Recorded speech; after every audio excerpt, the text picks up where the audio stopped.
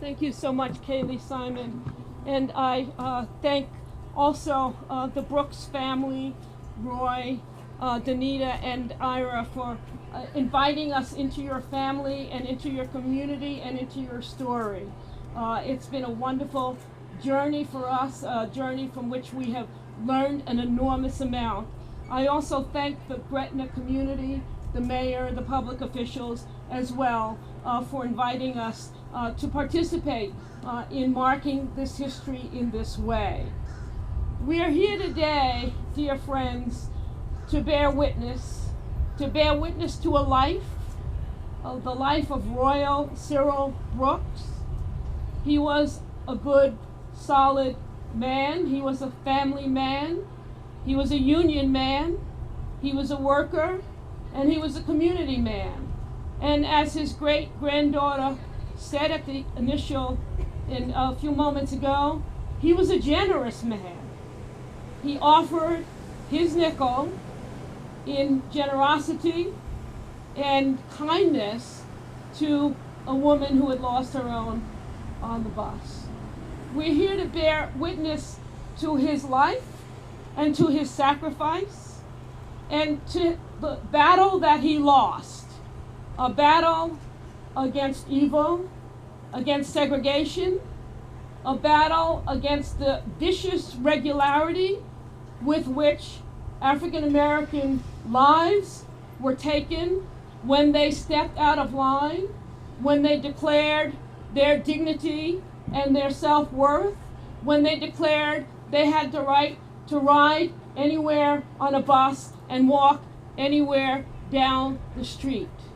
In our archives in Boston, we have many Brooks cases, 500 in all, that look very much like this one. We're here to bear witness because by bearing witness, we assert the historic role of justice in our own lives and in our community lives. We're here in the lives of our community. We're here to bear witness because as we do so, the private suffering of a family like the Brooks family becomes our political undertaking. It becomes our public acknowledgement. It's no longer their private story. As we bear witness, it becomes our story. And with it becoming our story, it requires us to act. In the New York subways, there's a sign that says, "See something, say something." We're here because we saw something. And as citizens of this great state, all of you who are, and of this wonderful city, and of our fabulous country, we've seen something, and we must say something. We're here to bear witness because the past is part of our present. Because we cannot understand where we are today unless we incorporate what happened in the streets of this town and others like it all across our country into our understandings of the present, until we understand the legacy and the long shadow that the past throws across our daily existence today. We cannot move forward. We have to face it, to confront it, to fix it. We're here to bear witness to that fact. We're here to bear witness to the reality that we don't fully understand what happened in the old Jim Crow. We talk about the new Jim Crow, but until we really understand, until we make a full accounting of the old Jim Crow, until we know the name and story of every Royal Brooks in our country, we haven't done our job. We haven't done our job for that generation, and we haven't done our job as keepers of our history, of American history. So we're here to bear witness and to count and to make an accounting. We're here to bear witness because at the end of the day, my friends, we're one community. We're one people. We're one humanity. And that, my friends, is what Royal Cyril Brooks was saying when he was butchered on the streets of this city. We are one community. My nickel is your nickel. What happens to you happens to me. That's why we're here today, and I am so moved, so grateful to have the opportunity to be here, to know that those who attend this courthouse will turn around, those who walk down Jefferson Boulevard, those who live in Jefferson Parish, and we know who the Jefferson is, can turn around and see another deeply important, as a matter of fact, a critically important part of our history. It's one flag, people. We have to celebrate every single corner of that flag. That part of the flag is what we're celebrating today. Thank you so much for inviting me into Gretna.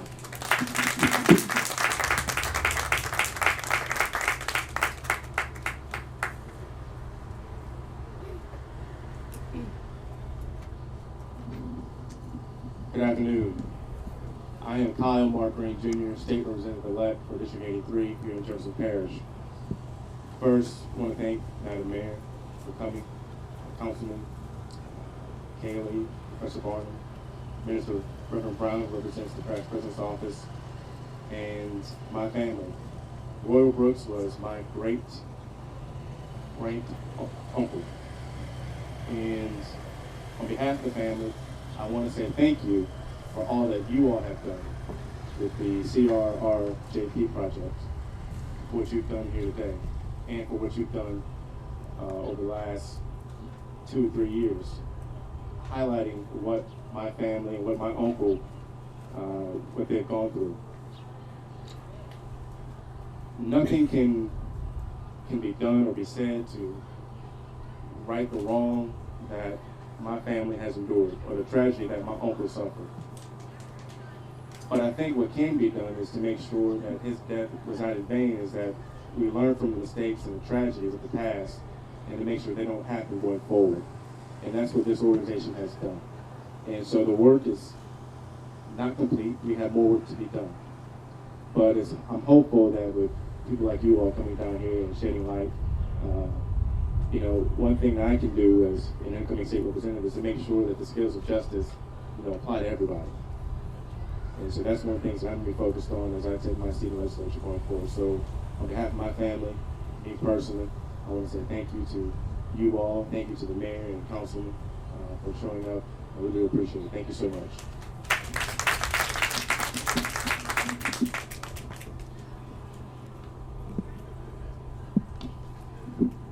Thank you, everyone. On behalf of myself and Councilman Hinyeb, we're truly humbled to be here this morning. I had the privilege, as Kaylee said last year in April, to be at the church where this occasion was celebrated, and the family was all there and presented the proclamation from the city of Gretna.